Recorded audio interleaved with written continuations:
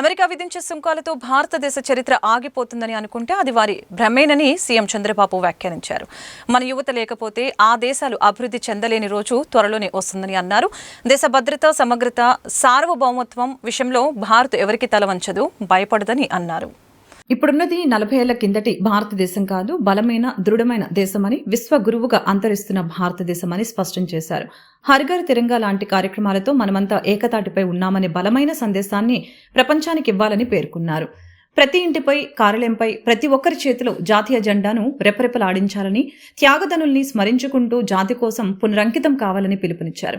విజయవాడలో నిర్వహించిన హర్ఘర్ తిరంగా కార్యక్రమంలో ఆయన ప్రసంగించారు. ప్రధాని మోదీ బలమైన నాయకత్వంలో భారత్ శక్తివంతమైన దేశంగా అవతరిస్తుందని చెప్పారు. రాష్ట్ర మంత్రులు సత్యకుమార్, కందుల దుర్గేష్, ఎమ్మెల్యే బోండా ఉమా, పట్టాభిరామ్ తదితరులు పాల్గొన్నారు.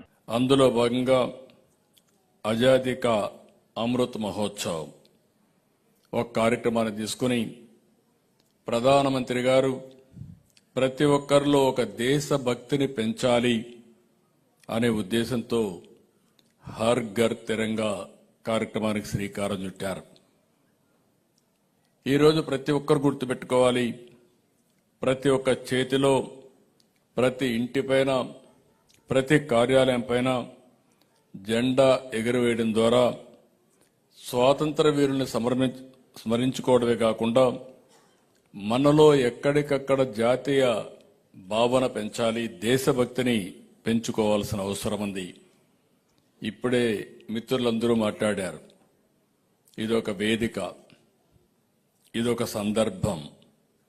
ఈ సందర్భంలో మనందరం గుర్తుపెట్టుకోవాల్సింది, ఎంతో మంది ఎన్నో త్యాగాలు చేశారు, ప్రాణత్యాగాలు చేశారు, ఆస్తుల త్యాగం చేశారు, జీవితాలను త్యాగం చేశారు.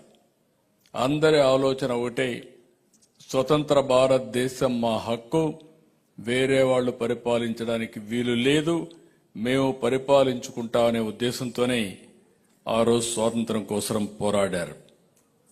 అయితే ఈరోజు మీరు చూస్తే హర్ ఘర్ తిరంగా ద్వారా కులం, మతం, భాష, ప్రాంతం అనే భేదాలు లేకుండా ఒకే జెండా కింద దేశం మొత్తం ఏకమయ్యే కార్యక్రమం.